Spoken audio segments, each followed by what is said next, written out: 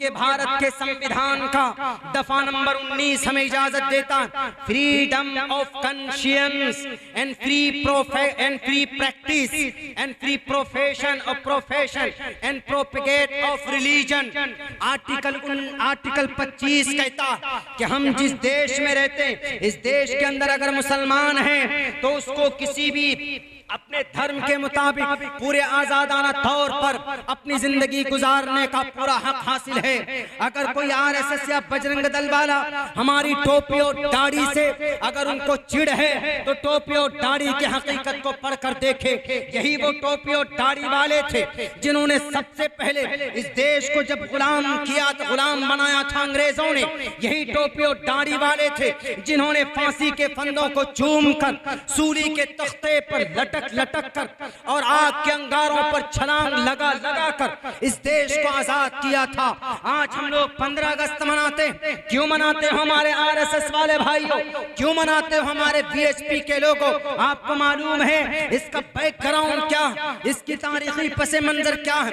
आपको अगर तारीख याद होगी, आपको अगर इतिहास मालूम होगा तो आप इन टोपी और दाढ़ी वालों को अमेरिका के कहने पर 9/11 के हमले के बाद टेररिज्म, इस्लाम को टेररिज्म से जोड़ा गया। हालांकि Islam and terrorism, there is a quite different between Islam and terrorism and Quran and Hadith and Sharia. जमीन और आसमान का फर्क है। अरे जिसके नबी ने वजू में 1 लोटा पानी ज्यादा बहाने को फजूल खर्च करार दिया हो, वो नबी कभी किसी मासूम इंसान के खून बहाने की इजाजत और परमिशन कैसे दे सकता? टोपी और दाढ़ी वालों को बदनाम करने वालों, उठाओ तारीख। जब 1600 ईस्वी के अंदर जब आपके इसी सूरत की सरजमीन पर सबसे पहले ईस्ट इंडिया कंपनी आई थी तो किसी माए के लाल में वो दम हिम्मत नहीं थी कि उसके खिलाफ आवाज बुलंद करते। लेकिन 1755 के अंदर कलकत्ता की सरजमीन पर नवाब सिराजुद्दौला का नाना खड़ा हुआ।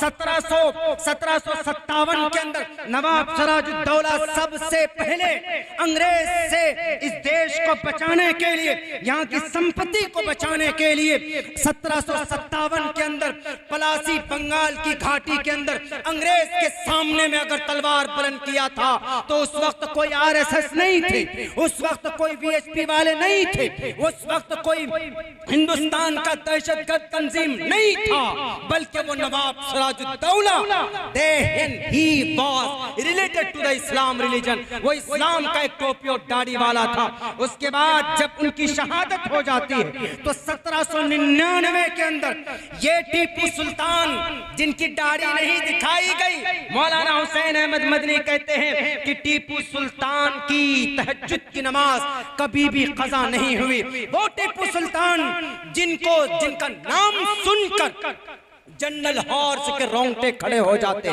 टीपू सुल्तान की दाढ़ी थी, सर पर टोपी और पगड़ी थी। अंग्रेज ने कहा कि टीपू सुल्तान हम तुम्हें दे देते हैं, ये एरिया ले लो, लेकिन हमसे हाथ मिला लो। पता टीपू सुल्तान ने क्या कहा? टीपू सुल्तान ने कहा कि अंग्रेज की औलाद मुझे खरीदना चाहता है, मेरे अंदर ईमान की ताकत है, पूरी दुनिया मिलकर इस ईमान की ताकत को नहीं खरीद सकते तुम। हम जब तक जिंदा है ये दुनिया कायम है, हम नहीं रहेंगे तो ये दुनिया फना हो जाएगी। इस्लाम को बदनाम करने वाले, टोपी और दाढ़ी के ऊपर इल्जाम लगाने वाले 1799 में टीपू सुल्तान शहीद कर दिए जाते हैं। पता क्या होता? उनकी लाश पर खड़े होकर जनरल हॉर्स ने कहा था, वी वॉन द मैच, आज से हम इस देश के, आज से ये देश हमारा है। क्यों? भारत का सबसे बड़ा शेर हमने इसको शहीद कर दिया। 1799 के अंदर हमारा ये देश मुकम्मल तौर पर गुलाम हो गया। ये तारीख याद रखिएगा। जो लोग आज धर्म के नाम पर, अभी इलेक्शन होने वाला, आएंगे, कोई कहेगा कि ये हिंदू, कोई कहेगा कि ये मुसलमान। राजनीति, मुखिया, एमएलए, एमपी, इलेक्शन का टाइम होता है तो यही मुद्दा, कौन? ये हिंदू, ये मुसलमान, ये हिंदू, ये मुसलमान, ये हिंदू, ये मुसलमान। अभी कानपुर के अंदर एक बेचारा मोहम्मद अबसार को मारा गया, जबरदस्ती उसकी बेटी पकड़कर रो रही है। मोहम्मद अबसार कोई लेना देना नहीं, पड़ोसी में झगड़ा हुआ, कुछ हुआ, तो भाई FIR दर्ज कीजिए, उसको सजा दीजिए। नहीं, मोहम्मद अबसार को बेचारे को गए, देखा दाढ़ी वाला है, टोपी भी नहीं थी दाढ़ी वाला, तो पकड़ पकड़ कर मार रहे उसको, उसकी बेटी उसको बचा रही है। मैं पूछना चाहता हूं भारत के लॉ एंड ऑर्डर को मेंटेन करने वालों, आर्टिकल 21 क्या कहता है? Personal liberty, protection of life, personal liberty, no person shall be deprived of his life and personal liberty. किसी भी इंसान की जान की रक्षा करना भारत के अंदर संरक्षण, भारत के अंदर हमारे पुलिस वालों की जिम्मेदारी, जुडिशरी की जिम्मेदारी। कौन मुखालफत करता है इन आर्टिकल की, इन दफात की, भारत के संविधान के? हम करते। आज तक किसी मुसलमान ने किसी गैर मुस्लिम को, किसी दलित को या किसी और फिरके के लोगों को मारा हो? बताएं। जिंदगी भर के लिए अब्दुल्ला गुलाम बन जाएगा उसका। क्यों? Islam doesn't allow to do thing. Muhammad रसूलुल्लाह ने अपने जानी दुश्मन को भी माफ किया है, ऐलान किया है साफ लफ्जों में। 1799 के अंदर ये देश किसके कब्जे में गया? आजादी 15 अगस्त हमने मनाया है, अगस्त का महीना, इसलिए मैं शॉर्टकट जो मोटे मोटे वाकयात हैं आजादी के ताल्लुक से हम वो आप लोगों को सुना रहे हैं।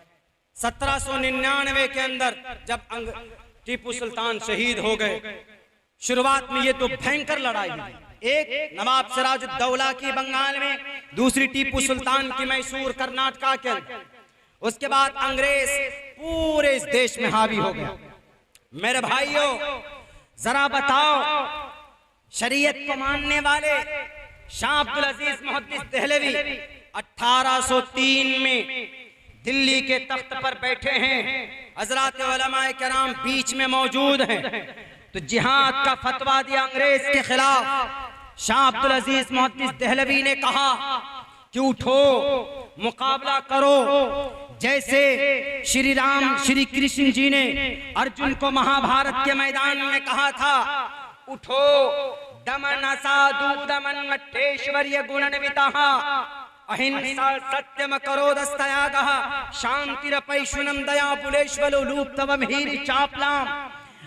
और साफ लफ्जों में कहा था ज्ञान हेतु किरत मोहम्मदान दकारम। साफ लफ्जों में कहा था यदा यदा ही, ए अर्जुन यदा यदा ही धर्मस्य ग्लानिर्भवति भारत अभ्युत्थानम धर्मस्य तदात्मानं सृजामहम्। ए अर्जुन उठो, बैठो मत, मुकाबला करो। किनका?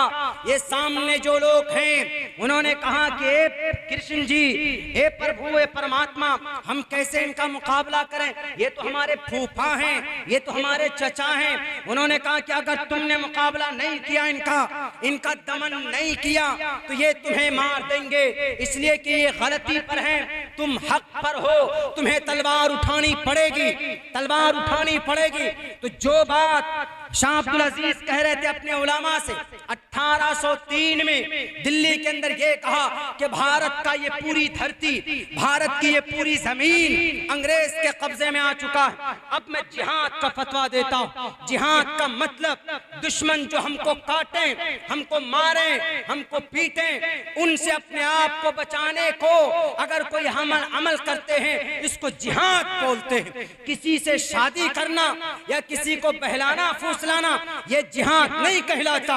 जिहाद का मतलब होता अपने दुश्मन से जो आपके सर को कलम करने आए हैं, आपके देश को लूटने के लिए आए थे, तो उस वक्त शाह अब्दुल अजीज ने जिहाद का फतवा दिया था।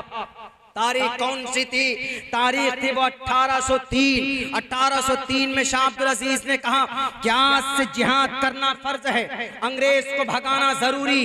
आओ, कौन माई का लाल है जो ये साबित कर दे कि भारत के अंदर सबसे पहले तलवार किसी और ने उठाई, किसी और ने नहीं उठाई थी। भारत के अंदर सबसे पहले तलवार उठाने के लिए जिसने परमिशन दी, उनका नाम शाह अब्दुल अजीज मुहद्दिस देहलवी। उनकी इतनी बड़ी दाढ़ी थी और सर पर इतने लंबे टोपी और पगड़ियां बांधते थे। 1803 के अंदर जिहाद का फतवा लगाया जाता है, यानी ये मुल्क दारुल हर्ब है, जिहाद करना हर एक मुसलमान पर फर्ज है। बताओ, आज इस्लाम को, टोपी को, दाढ़ी को, कुरान को, शरीयत को बदनाम करने वाले अगर ये टोपी वाले, दाढ़ी वाले अगर शाह अब्दुल अजीज मोहद्दिस देहलवी न होते तो मोहद्दिस देहलवी के दो शागिर्द मौलाना सैयद शाह इस्माइल शहीद रहमतुल्लाहि अलैह, मौलाना सैयद अहमद बरेलवी शहीद रहमतुल्लाहि अलैह, ये दो लोग 1831 के अंदर 50 लोगों को लेकर बालाकोट के तरफ जाते हैं।